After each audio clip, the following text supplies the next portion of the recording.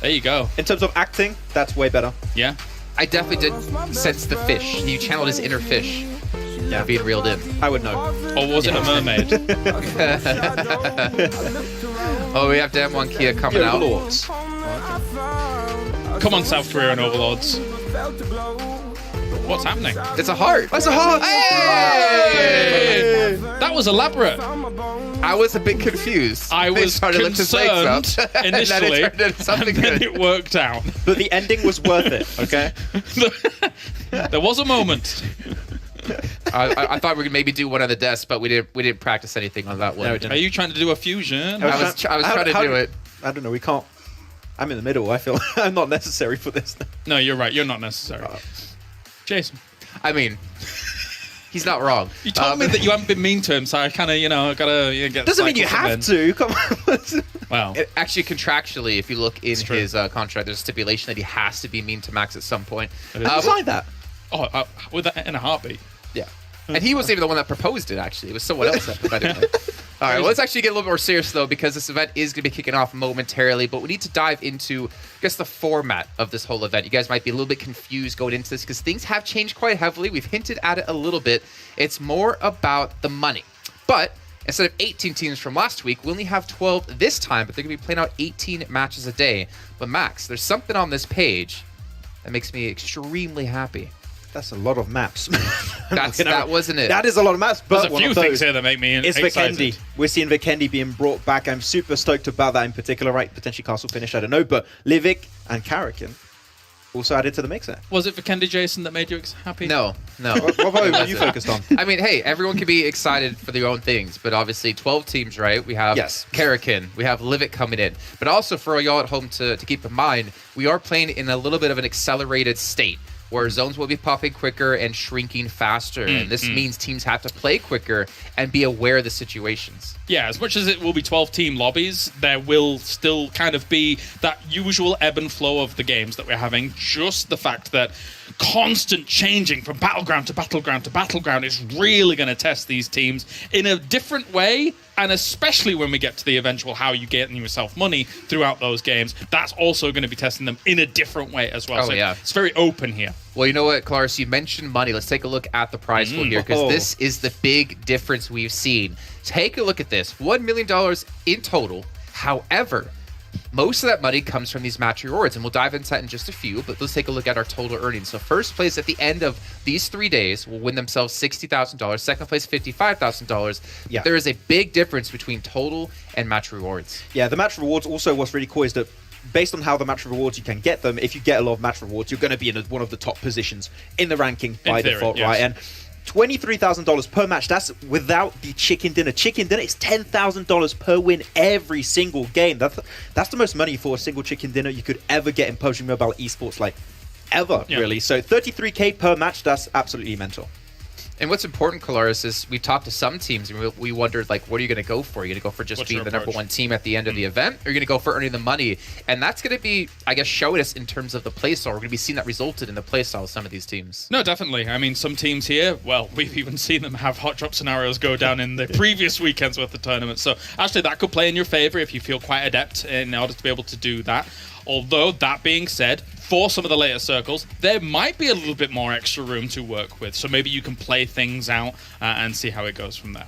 All right, well, let's take a look at these match rewards, right? $414,000 on the line over the course of this event, and this is how you win the money in each match. So as you said before, Max, $10,000 for a chicken dinner, but look at the rest of the money you can win here. You got so many interesting things to look at, and we had a little bit of a theory, me and Kalash, when we were looking at these match rewards. Yeah. First elimination and first team elimination. You could get 7K right at the very start of a game. But how a team's going to work on that? If they see the elimination feed like pop off and like one team is already eliminated, are they going to play super passive? Are they going to keep looking for the eliminations like this? So many options here. It's just we're just going to have to wait and see. Absolutely, because once those two elimination incentives are concluded, you still want to survive for quite a while. You want to maybe find yourself a lot of airdrops. You want to get those extra 1Ks on the board alongside the most airdrops down the line. Team with most eliminations as well. Team with most special eliminations. I believe Jason was talking to us about that earlier. That's car runovers as well as explosive grenades, right? Yes, not mollies. no Molotovs. Yeah. Right. So, yeah. I mean, I wish Salazar was here because I feel like he would win this almost every single time. But this is going to be exciting, right? We talked about this could potentially change the strategies of teams, and I think we will see some teams adapt as the event goes on. But besides match awards, we also have the event awards as well. As we saw in last week, you have things like fan favorite player. Well, actually, that's new to this one in particular. We also have Eagle on there, most headshots. But there's a couple of ones in there like best duo.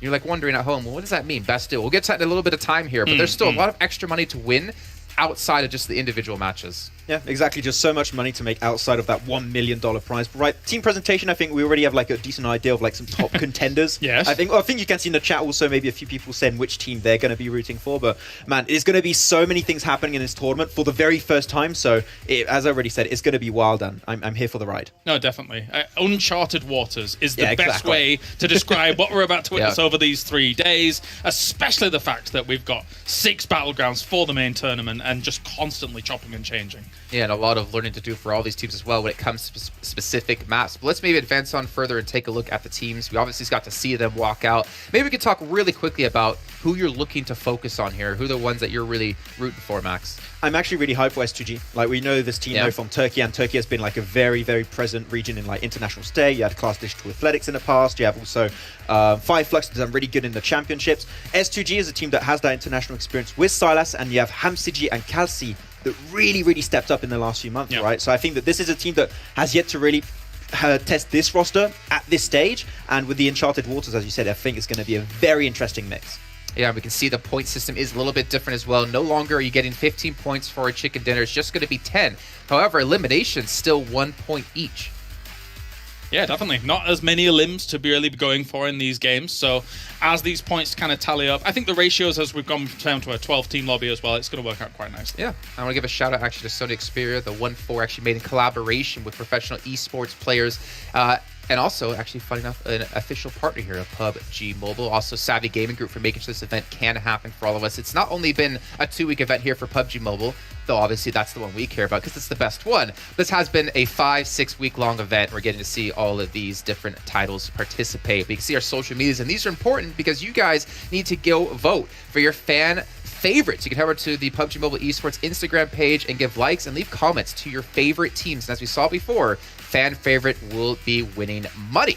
But let's take a look at the schedule. You guys at home are wondering, well, we saw 6 different maps, but we're actually having 8 matches in total. Important to point, show match 1 and show match 2 at the start and the end of the day. And this goes back to the duo prize of $15,000 for the best duo. We're going to be having teams sport 2 players from each team to go head-to-head here to start off and end the day. And these players cannot switch. But as we see in the rosters, there's some spicy things coming. Yeah, there's so many things that we saw, right? I think the one that's very interesting, and we saw it already, like Stalwart, looking at Action and Top, like one of the most deadly fragging duos in the world, playing in a duo matchup like that. Like, things that, man, I can't wait to see how they're going to perform. I'm excited to watch them. So, actually, it's 5 matches in total for the duos tournament, right, Jason? Yeah, it is. I mean, 12 duos, 5 matches, but the trick is, it's going to be at the start and the end of the day for the first 2 days of play, but obviously, in the final day, we'll be starting things off with a show match, and there won't be a final one, because you know what? We want to see who's going to win overall and see how much money each team will be winning. But as you saw, it's going to be Sandhawk and Livik, and we're going to be starting things on Sandhawk here momentarily as we can see everyone dropping in and getting ready to go. And I'm excited. Hopefully you guys at home as well are excited, and I'm really curious to see how teams are going to be breaking things down here in terms of strategy, in terms of who they might field. Are they going for an in-game leader and a fragger? Are they going for double fraggers? Well, that's eventually all going to be broken down here with John, Allen, and Blank to kick off the game. Hell yeah, we're getting straight into Sandhawk map number 1. We're going to be getting in with 2 players per team. Remember, this is the duos game, so it's a little bit of fun, a little bit of a fun one to kick things off on Sandhawk, Blank. Oh, a little bit of a fun one. That's exactly what we're looking for. Just a bit of a fun match, but also this is a chance to really show off your duo skills, because I mean, we have seen some fantastic duos throughout the history of esports in PUBG Mobile, as well as teams that, you know, have gone down earlier on and only have 2 left alive on the team, and yet still come out on top with a winner chicken dinner. But this is really where you get to flex those numbers here on these maps during the show matches to be the best duo in PUBG Mobile for the PMWI Afterparty Showdown. This map, though, will be slightly accelerated later on, so watch out for that, because we're looking to make sure these teams at the end will be fighting each other tooth and nail to get those points. I mean, last week we were playing Sanhok with 18 teams, right? A whole load of players on here. And now we're cut down to 12 lots of 2, which, as we all know, 24 players. That's going to be vastly smaller. Looks like, though, we might have a little bit of argy-bargy in Paradise Resort. Potentially a little bit of a hot drop going on. R8 looking to try and take control there. No. BTR is going to speed on past, go to like the usual drop spots for BTR, heading over towards the eastern side. But we do actually have 2 teams. Can't quite see it as they are just overlapped slightly. But it is S2G as well as R8 looking to go out early on. S2G, I know this team has liked to drop in Paradise Resort before, and already S2G have lost 1 right off the bat. So kind of an unfortunate start for them, but R8 extremely happy with 1 point. Now they just need to finish off that player to see if they can get that extra point on board for themselves to keep shooting up those rankings. With 2 points, shooting up there, I'm telling you. Absolutely. There seems like there's 3 close procs drops. We were on board. We were talking about the Paradise Resort hot drop going on. Hatin also has its fair share of conflict going on. Deadeye's guys did drop up there, and I think Damn One Kia did just get eliminated, if I'm not mistaken, over in Hatin.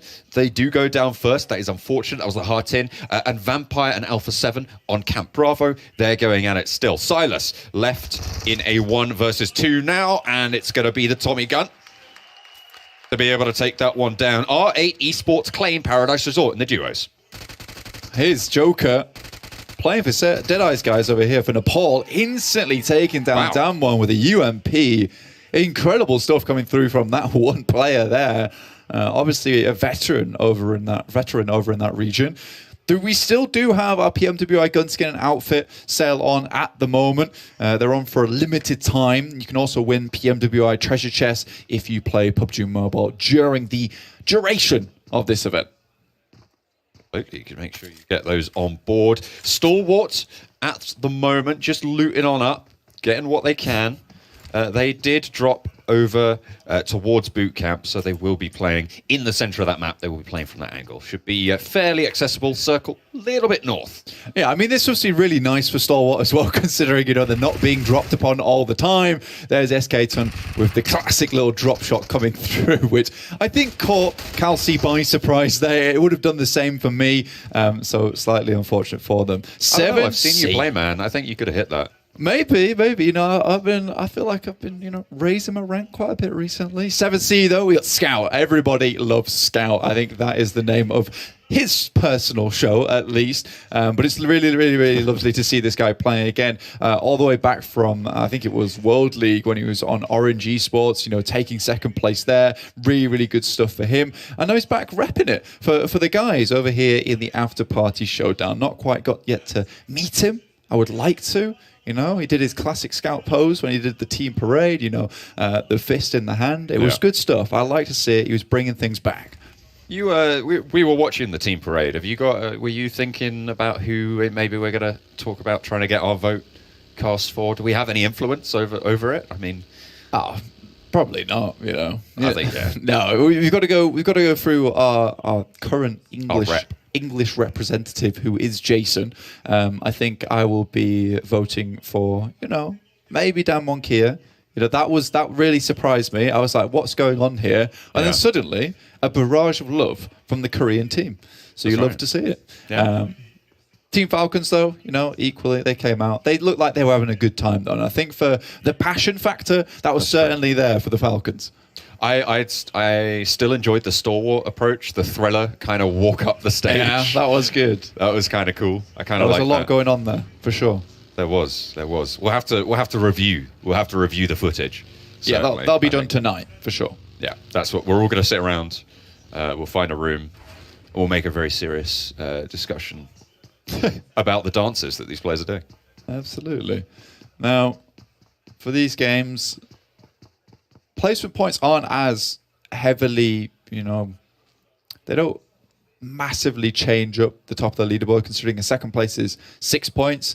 Obviously, if you're consistently getting first place, though, with that jump up of 4 points to first with 10, you are looking to hit that 10-point marker in these games. A chicken dinner is absolutely fantastic for you, but if you can't get that, it might just be time for those eliminations. That's what you need to be looking out for already. 2 teams going down, 4 players leaving the match. It really does leave us with very little players still left alive. I mean, we're talking about, the points distribution. I mean, in duos, it's even further exacerbated, right? So the ratio of elimination points available to placement points means that there should, in theory, be way more placement points in this pool than we'll see in the 4-player lobbies that we're going to see later on today. Because there's only 22 elimination points, right, that you can actually get as a team, potentially. And the fact that 2 teams now have already got 2 cuts that down to 20 as a maximum. If you're one of those 2 teams, if you're not, then it's 18 elimination points maximum. So getting a chicken dinner at 10 points is going to be huge because you're never going to get all 18 of those. Yeah, and also, just another little bit of a thing that's going on around here is that with only 5 show matches, because we've got 2 today, 2 tomorrow, and 1 on the last day, with your duos, you don't have a lot of games. You've got less than a usual full day for PUBG Mobile to make yourself towards the top of the standings. Luxy, though, going for it versus Alpha 7. They drop out the vehicle. Good damage done already, but Liquid on a beautiful off angle. Goodness me. Has the building on lock. Liquid from down the hill strikes. Revo low, bleeding out Carrillo over the hill. Looks like survival's on the mind of Alpha 7. Could be a reposition, though. Looking for an off angle. Feel like Liquid's known. Luxy might be able to shut this down if the reposition is good. As Liquid takes to the hillside. Pushing up to the location. They know where Carrillo's gone. These nades might give his position away a little bit. Revo is down for the count and will be timing out just there. The flush comes through from Liquid. And now Luxy can start to push in from the flank. Liquid, with that fire, will have drawn the attention of Carrillo. But it looks like they're not going for the push just yet, Blank. It's very doubtful that BTR are going to let Carrillo leave anymore from Alpha 7. They're looking to pick up these points here. It was really, really good stuff for them. Vampire Esports, Fluka, though, able to earn himself an airdrop on the way. So Vampire Esports looking for that end game at the moment. They're down towards the southeast, just to the side of Barn. Luxy, though, playing his cards smart here. Looks like Liquid did take a little bit of damage coming through from Carrillo. Does have the UMP in hand. Extremely accurate gun when in close quarters. So very, very terrifying to go up against 1v2 as well. Just because there is a lot of opportunity for outplay here. Especially with a gun like that. You can get up close and personal. And potentially with the 35 bullets that you have in there, go for a massive spray onto both these players. We'll need to bide the time, play it perfectly, but that will remain to be seen just how that's executed on. Stalwart, they started in boot camp. They've moved up to southwest of Paradise Resort now. They moved northeast from that boot camp position. No real challenge on their rotation just yet. There's a lot of open ground, a lot of space that just is not controlled in a way that a lot of these players just might not be used to. Yeah, it's just, there's a lot of open area, and it's almost difficult to predict a lot of these rotations as well for these teams, purely because there is so much open space. And you're unsure where these teams are going to be holding out on. Again, BTR are playing this very, very slowly. Luxy, one of my favorite players over in Indonesia, just because, for BTR at least, he has never really fallen off. He has always been fantastic. You've had ups and downs of players like Ryzen's, and when they do have their ups, it's very high. Liquid tries to drop a grenade, but does force Carrillo out. Luxy can't quite take the shots here. Ooh, tries to go for the spray, but doesn't really land anything. Good damage on. Liquid has to back off. Luxy now up for the challenge. Carrillo's holding his own, but the shots still come through. Liquid hits the deck and cuts the ankles out. Luxy with the haymaker from the top. That was really, really well done. Again, like I said, there is massive potential for outplay, and you saw it just there. Luxy and Liquid bare low in that situation, down to 25% apiece. Wow, whoever did that observer switch there is just a god. Did you see the door open into the camera switch? Sorry, I'm blown away by that. Oh, can we have more of those, please? I enjoyed it as well. I had a great time. Either way, really well done by BTR. I think that they played it out knowing that these situations can go either way anytime. So they wanted to confirm that they would get that, even if it meant sending some grenades in early to force them out of position. Smoke went down. Again, though, Carrillo is such a good player from Alpha 7. It was a little bit risky. Yeah, still cannot be too worried about that. Some adjustments of the settings on the fly there, coming in on the cam. I don't know if you spotted that, but it's important, making sure that you're always on lock. Next circle, just about to pop. Coming on through at the moment, no one really too close by. I'm looking at the Paradise Resort area and seeing that as potentially the next set of hotspots, but the circle will dictate where these conflicts happen. Yeah, Enigma Galaxy playing like Enigma Galaxy at the moment. Out in the blue, they're taking their time. They're going to head back up into the circle shortly, though. 7C right on the edge at the moment. Playing it very, very close to the blue.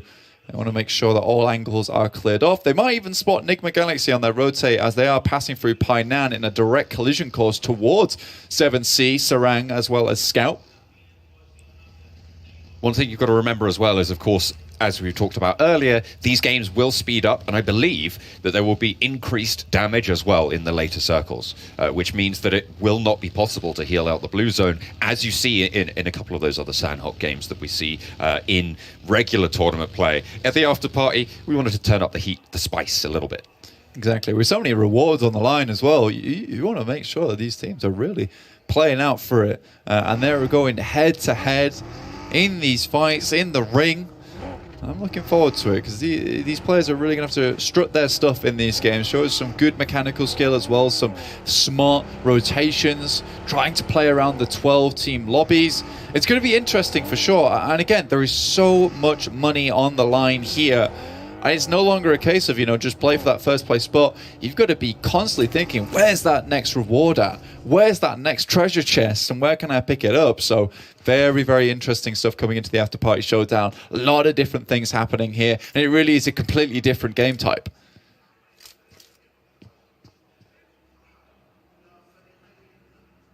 R8 currently just biding their time right in the center in a couple of those buildings between Rad and Vampire right now. Stalwart to their south, BTR to their north. But there's no real incentive to push out at the moment. I mean, the circle centered up pretty much exactly right in the middle. So really not too much to worry about there. There's a little bit of the central river in, but again, nothing really to worry about. There's plenty of ground. There's plenty of terrain to play. I feel we're about to enter a period of mild downtime here, Blank. I would agree with that. I think especially with this area of the map, look how many compounds are still available. You can see just around Rad alone up in the top right, there is compound right here. There's a compound to the left of them. You can't quite see it on your map, but we can. And, around their area, the very close vicinity, there's the warehouses off towards the north side of them. There's a couple of compounds just towards the bridge side that's still in the zone. So these teams have a lot of positions to just chill and not really have to take too many fights this early on. I know it's 13 minutes into the game, but we are probably going to be pushing towards that 8th or 9th zone until everyone gets pushed together and finally has to fight it out. So perhaps even 7 minutes time, perhaps even in 9. Yeah. Absolutely, it could happen at any moment. That's what we're waiting for. I was talking to Kalaris about what he thinks the differences will be, and the major difference he says is that, or he thought, and I hope I'm quoting him correctly because he'll have it for me if I get this wrong. Well, he was saying in a second, yeah, he's gonna just come out the wings, come out the sides, and absolutely have me out for it. But no, he was saying that the thing that we'll see most is that splits just won't happen. Right, you can't really split as a duo, and to me that says you're not really going to see as much slow play in terms of going for rotations. You're going to have to kind of just full send as a duo, but then again, there won't be that many people holding you out, so the full sends in general won't have as much impact, I suppose, in terms of doing damage to your own team potentially. Okay. That was my theory. His theory was the start, the seed of that. I created the plant. You've bloomed out into some kind of monstrous, creation. Rocky Horror Show My type mum of says deal. the same thing. Yeah, interesting. I think that, you won't see splits necessarily, but you certainly will get held out, especially with teams being able to hold compounds like this. As a duo team, you still can watch both directions quite easily. And I think that you can see right now a lot of these teams playing on the edge because the few compounds are still in the circle now I think this is where it becomes difficult for a couple of these teams. BTR, though, very close to Team Falcons. Came very close to taking it all in the PMWI. But were just snuck under by Vampire Esports on one hell of a tear in their final games in the PMWI. Liquid takes a big amount of damage to that nade, though. That might be the go signal. Great smoke so set up already to deny sight lines. Now Luxy and Liquid can start to try and reposition. Molotov to try and hold them back just a little bit. Switches to the smoke. The grenade was good, but the reposition from Bigatron was slightly better, slightly faster. So nicely found. They're on the long side of the blue zone, so they will have to get a shifty on. Falcons, they want to dip. Bigatron trying to suppress this, trying to control it, but the disengage from Falcons, I feel, is the right decision in this scenario. And they have disengaged directly into the path of Vampire Esports, just on the other side of Paradise Resort. Both these teams not quite in the circle as of yet. Stalwart holding it down. They've got Action and Top here. I mean, honestly, throughout most of PUBG Mobile, most people will tell you that if you're looking for the best fraggers in the game at the moment, Top as well as Action, they're very much up there. Got some plenty good fraggers here. Luxy and Liquid rolling on in towards R8's compound. They didn't go into Paradise Resort. They took the other choice. But unfortunately, there was a snake in the grass. There was an off angle. Luxy takes that knee. Now it's just Liquid to fight on for Bigatron. Gets back to cover. Takes a lot of damage. Bigatron now on the ropes. SK Tom pushes forward, but he's not going to be good enough to take Liquid down this time around. A good spray around the side. Swap out to the M4. Playing on the close angle. Needs to stay alive here. Needs to win the spray. Wins out that small trade, and Liquid stays alive for now. Around the side of the window, RA Esports trying to keep their hopes in it. The push is good, it's fast. The UMP reloaded and a lot more damage sent in. Swap back to the M4, everything's there. Around the window, it is too high. He jumps at the wrong time, and it's R8 to stay alive in the duos. Oh dear me, but Liquid played them like a fool there in that situation. But it was that jump shot that was just a bit too much. But finally, they will pick up that final elimination. Really, really well done for R8 there. Gets both players back up on the feet too. Scout playing sneaky beaky in the blue on the south side. We'll have to get a move on. We'll know that Hamodi's left. Lord staying back there. I think they might have an inkling that they've got a player to worry about. Here's the replay. Okay, they should know that there's another 7C player around here. Scout doesn't even opt to go for the peek out there. He just wants to remain hidden for as long as possible. But he will have to start walking into blue. Luckily, it's right in front of him. Cancels the first aid, though. Ooh. Will still just about get it off, but it's about to tick for a little bit more. Enigma Galaxy finally deciding to leave because they know they need to get towards the circle and quickly. Now, a lot of these compounds no longer in play. It's very open, and the south side is pretty awful to play from for Enigma Galaxy because they will have to cross the road, so smokes will be needed in here. Popping another first aid. He's right on the blue line here, and it's moving on the long side. It's going to be painful for Scout. I don't know if he's going to be able to make it through when you have Stalwart as well to worry about. Depends how many meds he has left. He's running directly on the road. The boogie sends in. Lord just trying to keep them out of the way, but it's on top from Deadeye to take down Rod. Just one of them goes down. Taking a look at the state of play. No one's central right now. At the moment, it's Rod and Deadeye's guys, as you was talking about just then, that are really in the thick of it. R8 to the northern side as well. Could have a shout into the fight, but it's Deadeye's guys to take down Rod. To survive to fight another day, and 4 limbs. A pretty good record right now. 5, though, in the hands of R8. Yeah, really, really well done. R8 have been doing fantastic this game from the very beginning when they took down S2G, and they have followed through on that momentum to 5 points here. 5 eliminations. Deadeye guys, obviously we're on top, and Joker, I keep saying this, 2 veterans in the game. Managed to get up to 4 eliminations. Now just only on top left, though. Scout made it in. So 7C is still going. But the zone will push him even further, and you can't stay out in these zones anymore. Falcons as well. They managed to keep themselves on the eastern side fairly unperturbed. They're doing okay. 2 limbs so far. And I'll have to push in just a little bit further. Scout, right on the edge, you can see there, but Stalwart have moved away, and Falcons will engage them. Potential for a third party if Scout has his wits about him. We know he always does. Powerful, takes a tick from the nade. As Top lobs one over. Youssef on the back as well. Not quite close enough to feel the same nade, but stims are there. Heals are good. The question is the timing. R8 up the hill as well. The onus is on Falcons, though. They have to move in. Stalwart, though, got a really good position here to hold them out. 7C still making their way in. Rico. It's R8 coming in from the top side. Action takes down Youssef. One more left. Powerful in the bush, spotted out, I think. Hang on a minute, has he been? Yeah, Action's on the swivel. Able to do that.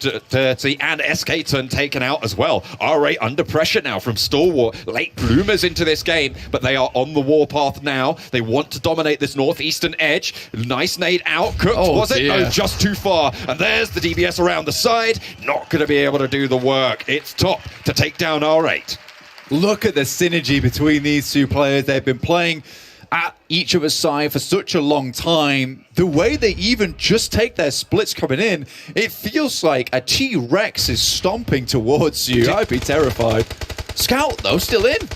They didn't spot him as well. They were running directly at him, right in their field of view. He was shimmying and all. But Scout staying alive, playing slow. 4 teams remain. You want to outlast this one. Only 2 players from Top. Oh, from Stalwart, sorry. You've got the broadside, but the circle is not in your favor. Another team goes down. 7C ladder up yet again from the south side. The crawl is good. He knows so much information here, but they're going to have to turn their info that way soon. Top doesn't see it again. G36C as well, 40 bullets in the mag. That's enough for a double elimination here. When does he pull the trigger? Right now. Just goes for it. Action goes down. 2.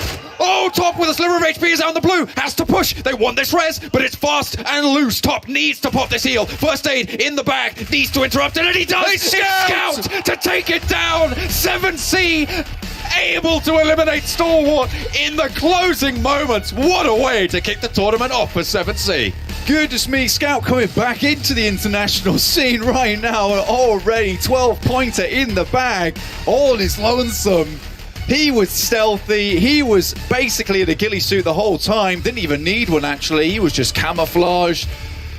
Dear, dear me. What a way to finish that match out on Sandhawk here for our duos match, show match, right at the beginning of the after party. And what a splash 7C have made. And that Stalwart just didn't see him. How could they not see him? He was shimmying. They were running right at him. Oh, man. You got to feel for the guys. Like, Stalwart, they played that very well, except for just not seeing Scout there. I know. Very, very difficult ending. I've got the guys from the analyst desk over there talking to me, just saying, what a weird ending that was for them. We are going to head over to the match standings right now, presented to you by STC. But what a crazy game. Crazy game indeed, and what a way for Scout to show himself in this event. People might be saying, yeah, it's duos, but for him to pull off the 1v2 clutch in that situation against a team like Stalwart Esports is not easy. And I have to say it here, gentlemen. I was saying it in the room. Scout's going to he can clutch this. And I had Colaris say, Jason thinking Scout's going to clutch this. I'm Colaris. He did it, boys. I remember he said it exactly like that. He did. Too. Yeah. He went like a little bit of American there. Yeah. It's Sanhok. You got to say it's Sanhok at the end of the day, right? There's snakes. They're going to be present. Yeah. Hey, we thought he was going to shoot a lot earlier, though. Like, there was a lot of better opportunities for him to get involved. But you know what? He still got the first knock off the spray transfer. That was a little bit the scary part for him. But the moment he got that first knock, it's down to the 1v1. That's when there's a real chance for him to secure the win. Yeah, definitely took advantage of the chaos that Stalwart was feeling in that moment, right? I mean, once you have, in duos especially, once you have a snake coming along, that's a whole lot scarier than when you're playing squads, right? I mean, it's just, by the numbers. It's only 2 of you versus 1 dude. He could easily be able to deal with that in those moments. So for a Scout, brilliant overall to be able to clutch that out. He was able to get him down, second opponent down to basically 1 HP. The push, so important for him to make that work. That damage, absolutely. I mean, they were snaking their way from the south. Where's the sound, Colaris? I thought we'd get a sound. I mean, normally it's 1,000, but we have over 100. For over 100? Yeah. For duos, it's 100. Don't worry, we'll be seeing more of that from other teams. I imagine Stalwart Esports did a lot more than 175 in this game. Yeah, I mean, Soul did get 6 eliminations, right? We did talk about Top and Action and how they were going to pop off eventually. But you know what? The winner chicken dinner does go the way of 7C Esports. But because you get less for chicken dinner, those eliminations will definitely help Stalwart in these show matches to take home first place. An excellent clutch, though, overall, at the very end. Sandhawk is all about the kind of snake plays, especially in this scenario. So for him to be able to pull that off, great stuff. Well, hopefully we get to see some sweet highlights, potentially ending with Scout's great clutch at the very end of things. But we did see, unfortunately, some teams having a hard time. I mean, Maxman, he talked about S2G, and, well, S2G didn't do too well. But at least they didn't go out as early as Damwon Kia. Yeah, they lost a player very early on. But you know what? Actually, no. I don't talk about them. I give up. Early on, it was a lot of action very early, and the way the circle goes, there was a lot of relaxing times and teams trying to go for their open position to get some information. And as you already speculated, right, I think John brought it up during the cast, no splits, teams really sticking close to one another to try and just make sure that duo works out. I mean, it's difficult in Sandhawk anyway, but the fact that, I mean, if you look at Stalwart's movement from boot camp to taking one of the most important compounds actually in those circles, southwest of the Paradise Resort, that compound, the only major threat to that compound is actually from Paradise Resort, but nobody really wanted to come out Paradise Resort for a long time, so they had great room to be able to work with for a while, and that almost gained them the win. Almost getting them the win, but you know what? At least for the likes of maybe Stalwart or maybe for 7C, like, that is a really good warm-up. That's a really good way to get your mind focused and ready to go. Stalwart picking up some really good frags, obviously. Scout for 7C, that's got to get them hyped up. I mean, I'm really curious to see if they can use that momentum potentially into this next match. Yeah, how long has it been since Scout played internationally like this? Has it been PMWI? World League? Has it been World League? I have the impression it is World League. So the fact that with him, I think. Yeah, I think the fact that he starts off like this really hot, gets 1v2 versus top and action, that's pretty impressive. So they're definitely going to be a little bit heated up in that first game. Let's be real. We're never going to hear the end of this. No, for sure. I actually am, right after we're done the desk, I'm going to go over on my Instagram at Jay Kaplan with a 1S7L and actually post about him as being the greatest player in the world. Takes like a big hiatus and comes back and beats some of the best teams in the Shameless. world. So Scott, if you're watching, give me a repost. That's going to work. Nice try, Jason. And there you go. You can see it right down there. The person who owns at Jay Kaplan, unfortunately, is an inactive account and haven't been able to grab it. Maybe one of you out there who works for Instagram. No. Anyways, moving on past this, right, guys? This we have to your think show. about. It could be. We could make this my show. I could fill for 3 minutes myself. But this is going to be interesting, though, when we go into these actual matches, right? We still have Erangel to be the first match of the day. Yeah. I think this is where we get a real indicator of how teams are adapting their style. Again, what teams are focusing on. What kind of aspect do they want to go for first place overall and win the $60,000? They want to focus on the match rewards and get as much money as they possibly can in those. I think it's going to be really interesting to see which teams go for what strategy, but more importantly, if teams might change their strategy if they're not faring too well when it comes into maybe day 2 or day 3 where they know they won't be able to get first place. And I think it's going to be very obvious to see what strategies teams are going to be taking over, right? With 12 teams going into a map as big as Erangel, hot drop should not be happening, right? If a hot drop does happen, 100% that is intentional. They are aiming for that first blood, aiming for the first squad wipe, and that's going to be their aim for all of these matches, hopefully. In theory. I mean, as is always, there are cities and towns here in Erangel that can have two teams co-inhabit them, right? Like, and still even move away. We saw it in the main tournament here in PMWI with Yasnaya, of course, I guess most famously, but there is still that incentive to be aggressive at those very first moments, so maybe that coexisting probably doesn't go too passive throughout that. Yeah. I mean, I just want to get the games underway, to be honest, especially when we get to the later stage. I mean, Vikendi, unfortunately, Max, you're not casting. Could we have a castle finish later in the day? I know you've always wanted a castle finish. I'm angry. I'll get it one day. I'll get him one day, but I want to go back to those Vikendi. I want it to be added back in the competitive circuit. I want it back in PMPL. Well, you know what? Because you want it, Max, okay, we're doing it. It's done. It's going back to the competitive map pool. You heard it right here from Maxman. He's making a thing. Really quickly, though, before we do head into the next match, big shout out here to Aramco. We have so many sponsors here to make this event possible, so a big shout out to them for this one, as well as Saudia as well, because without their support, this event would never happen. But gentlemen, we're about, minute 50 left to go until we're into this match. I want to hear some predictions out of you, too. Now, Max, you got to be careful. You talked about Stalwart, or you talked about S2G at the start of the day. And then they lost one. And then they lost. Straight away. Okay. I think I'm going to pull an Imperium. I think all the teams are going to win today. Okay, No, you can't do that. Can't do that? Okay, not allowed to. Right. Stalwart, I think, looked really good in that first game. I'd like to see if they can continue. So, yeah, Stalwart. Let's go. That's right. The best team are going to do well. Stalwart. They should have Such a bold prediction. They should have done well in that previous game, even in the duos. However, something happened. But yeah, I think Stalwart, of course, I think they're excellent coming in. But you can never forget Team Falcons. You can never forget Team Falcons. We saw how well they did when it came to last week, and they placed exceptionally high in the main tournament, surprising a lot of people out there. And to be fair to the 5 teams that are returning from the main event, they have been able to one up. They have been able to learn how their competitors have been playing, and they are ready to go. But so are we. Less than a minute to go until we hop into Erangel. I'm going to throw it on over to none other than John Allen and Blake. Who would have thought that it'd be us again? Goodness me. It says all day, every day. Until it's not. Then it's 7 in Avenger. That's true.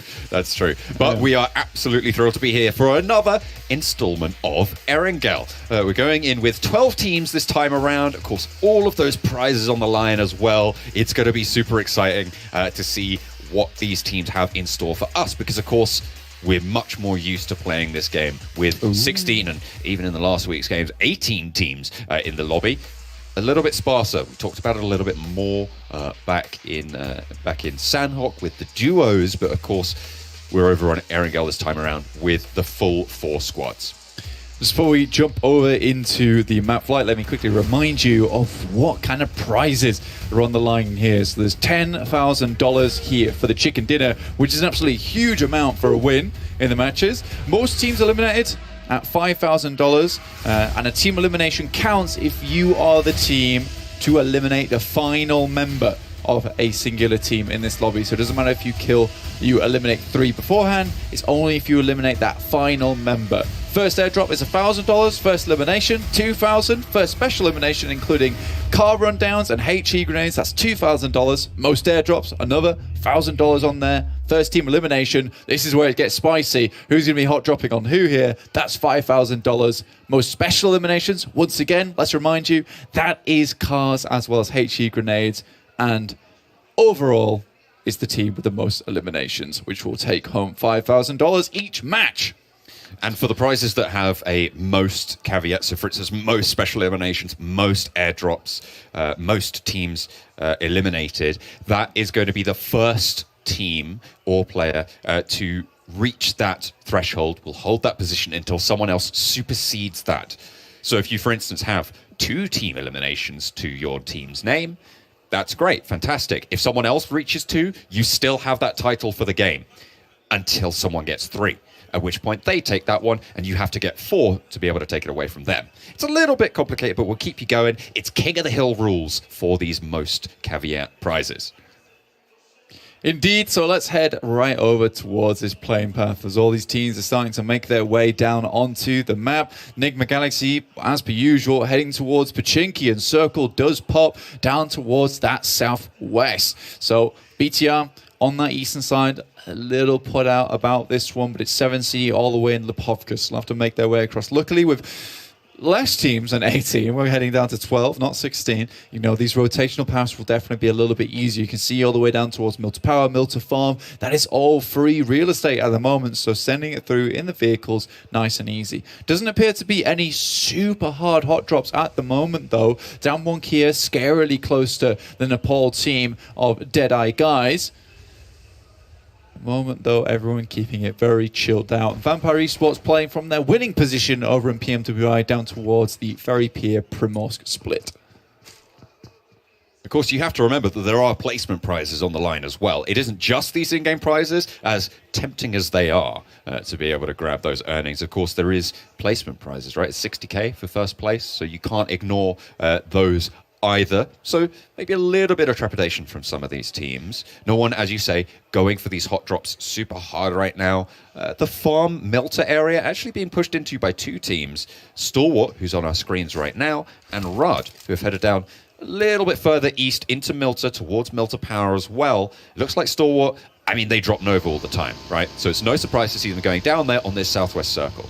Yeah, it's interesting to me now that, you know, you have 12 teams in the lobby. I don't think Stalwart need to be fixated on Nova Repnoia anymore, especially if you have a drop like that. I don't think you need to force this drop anymore, that you can head down towards Milter. Maybe they're just feeling it out for the time being. They'd rather not go out super early. They know no one's going to drop down in Nova Repnoia because it's their position, and having it free this early on is great. Maybe they can do some review after tomorrow and kind of reassess how they're going to earn those rewards in game. You can also earn some rewards in game by joining us for the 2022 PMWI Watch Together. You can watch that together with us in game and over at the Esports Center with your friends to win some PMWI special sets. And of course, if you want the gun skins and the outfits, the PMWI packages are on sale for a limited time. And you can also win PMWI treasure crates if you play PUBG Mobile during PMWI. Don't play right now. Watch these games, and then you can play. Or you can play right now and multitask. That's true. We don't judge. We do not judge. 2 Xperias set up. One to play the game, 1 to watch the stream. That's good stuff. Now, looking over towards back at the match, nothing too much happening at the beginning. Obviously, you aren't going to get these early skirmishes, especially in this format with only 48 players currently dropping in, with only 12 teams. It's going to be fairly calm for the beginning of the game. It doesn't look like anyone wants to scupper their chances this early with a hot drop. In fact, they just want to get going, and that'll happen when it happens. Remember, there's still a lot of other stuff there to win, including the chicken dinner at 10k. If you are a very, very good team and you are confident at taking that chicken dinner, maybe you try and go for most eliminations, most team eliminations. Perhaps you try and pick out those rewards, but that is kind of like your secondary objective to the chicken dinner. And as well, we've got 18 games to play as fours, right? Which is 18 times 10, $180,000 being given out just for chicken dinners. If you can pick up 2, 3, 4, that's like 40k in your pocket. That's the equivalent of second place. Exactly. Yeah.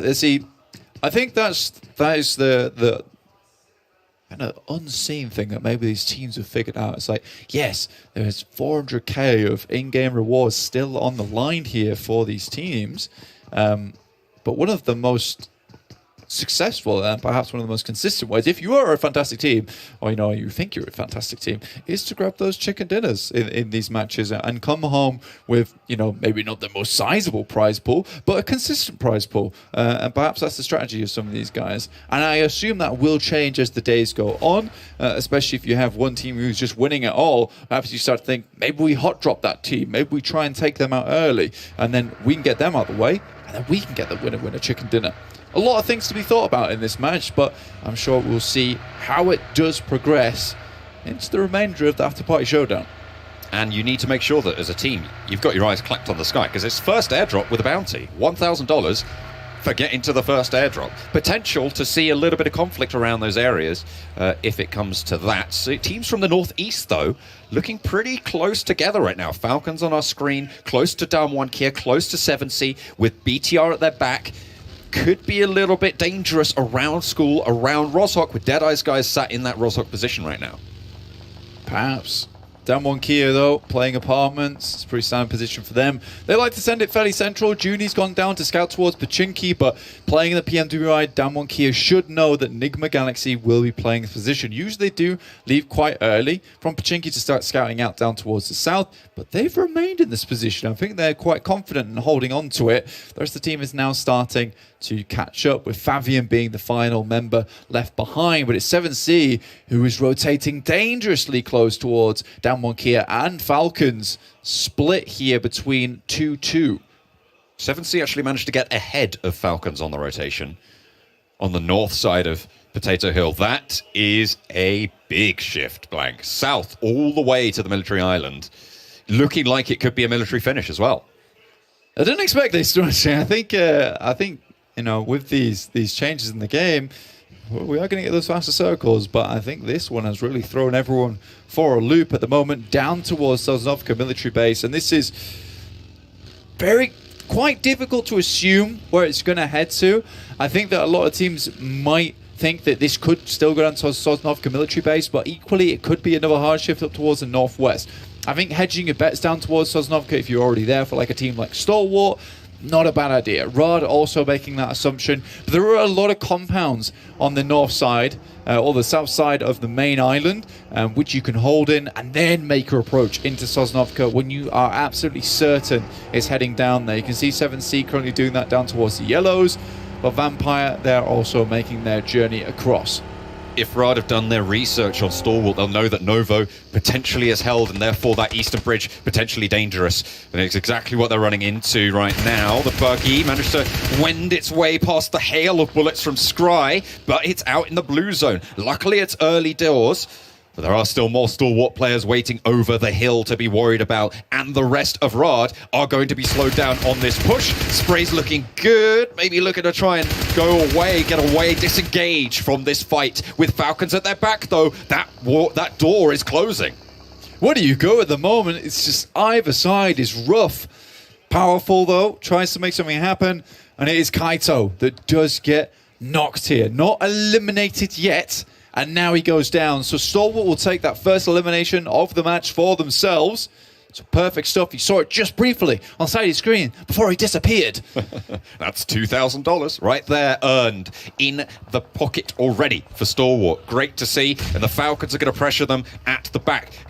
Potential here for the first team elimination, but let's get on board with the Falcons versus Bigatron. An early knock goes through. And then second one as well going in. Getting that flush up. Zuxi not really having the foothold to take this fight. Bigatron want to get out of there. But Zuxi not so lucky, never alone. Cuts him down across the way. And Team Falcons doing work from the Northern Shore.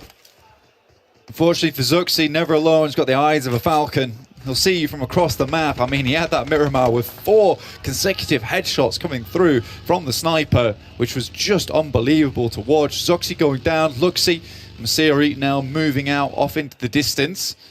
But Stalwart, I mean, these guys really should have done their homework. Everyone knows that Stalwart has never in the PMWI rotated over the Western Bridge. And when it has headed down here, you know, they just hold onto this eastern side of the map, which is why we have this ridiculous pile-up over towards Farm and towards the south of Milter. It's very unlikely that these teams are going to find themselves safely into the circle, at least with all their team members still alive. But it's Vampire Esports. Kalaris called them clairvoyant, and it certainly looks that way. One player left now for Bigatron Red Aliens, for BTR. So potentially on the cards is the first team to go down, giving over that $5,000 bounty. Alpha 7 now up to bat against the Falcons. They've rebuffed some pretty strong teams so far. Can Alpha 7 get the best of them? Yusuf pops that node over the top. Mythic pushes all the way up to the wall now to back them off their position. Carrillo tries to careen over the hillside, but has to swerve back into cover as Demar has an off angle. Out in the blue, Damwon Kia takes this opportunity to sail straight on past. This eastern bridge is brutal. People are still going for it. 7C, though, I think got the right idea. They hear all the commotion over towards the eastern side and decide to stay true to their namesake and head right into the water. They're going to swim it across, try and find their way to the beachhead. But now Stalwart trying to move into the circle. Get a nice area down towards that eastern side of Sosnovka. I think this is a good position to play from. Very good scouting capabilities. I know it's time to leave, but that one... Oh. Goodness me, never alone, pulls out both the weapons and is equally efficient with both. Able to do so much damage to the Damwon Kia approach. Favian goes down, Junie low, ticking Forest, same story. Falcons across the way just send out, getting survival position for themselves to stay alive. Still, no teams going down. Luxy goes in for the swim, so Bigatron going to try and keep a little bit wet behind the ears on that one. Alpha 7. Behind the Falcons push for the backup player. Junie wants the fight, but Damar gives him the slip, gives him the old dose. Oh, is it good enough? Happy Feet not quite there. And Junie gets some retribution as Alpha 7 chime into the fight. Certainly a timer on that fight with Alpha 7 coming in on the edge. They took a while to get here, but it's worked out for them. Most of the teams have already rotated through, but they're ticking inside the blue at the moment. Revo doesn't want to move too far up, seeing that there's 2 teams already here. You know, I think it's fair to assume there might be some more players, but it's Nigma Galaxy coming from the back. Freak already finds Mythic. Oh. The fresh blood to the team already taken down.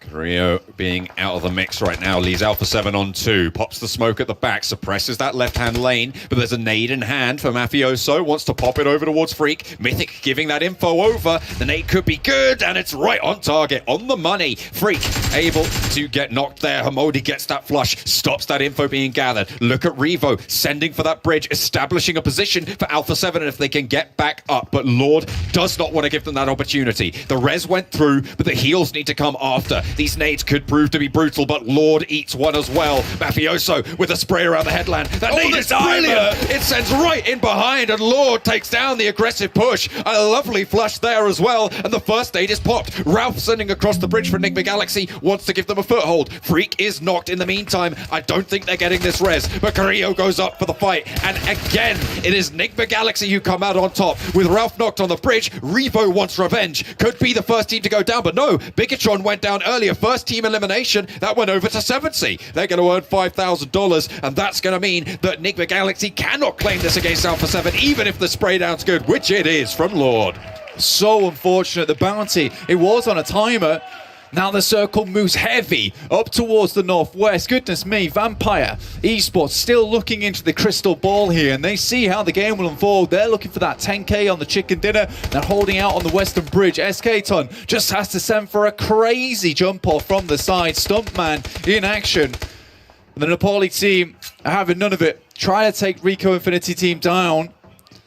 SK-Ton off in the distance alongside his teammates. Prestige, who had a pretty decent match there on Sandhawk. But again, so rough for a lot of these teams. And now Deadeye guys, they're going to have to start thinking about moving across the water. With the added side stanchions on the bridge, right? You've got those extra pathways to move around, but it's going to be really hard to move with the purview that S2G have right now. They have a lot of control. Beg your pardon? A lot of control down those sight lines. Could potentially prove to be troublesome. But Deadeye's guys have that chance, have that opportunity to play around that area. Let's see. Stalwart, they see 7C on the beach. Top actually has to drop down, but Sarang from a distance will clip him. And Action tries to push him just a little bit out of the way. I mean, that was helpful, useful. Not typically how I'd want to be picked up. Sarang, though, does get taken down by Pika, the IGL, looking out towards the distance. And at the moment, remember as well, not only did 7C get the first team elimination, they are currently at the top for most team eliminations with one. Currently, the other teams who have gotten those team eliminations, as we saw on that Eastern fight, Enigma Galaxy. So I have to wait and see who's going to be able to step up and challenge that. Even if Stalwart take down 7C, 7C still will be in the lead. Action moves up to a small ridgeline where he can start to look down towards the coastal side, but it is just covered in blooming fog. 7C bring the mist in with the waves.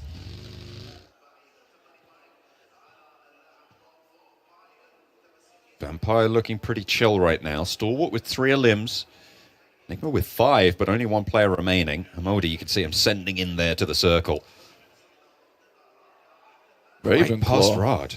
Goodness me. Ravenclaw in an interesting position. And actually, it works out. Vampire Esports might just have an anchor to move towards, but it's Hamodi that's coming in hot onto Ravenclaw's position.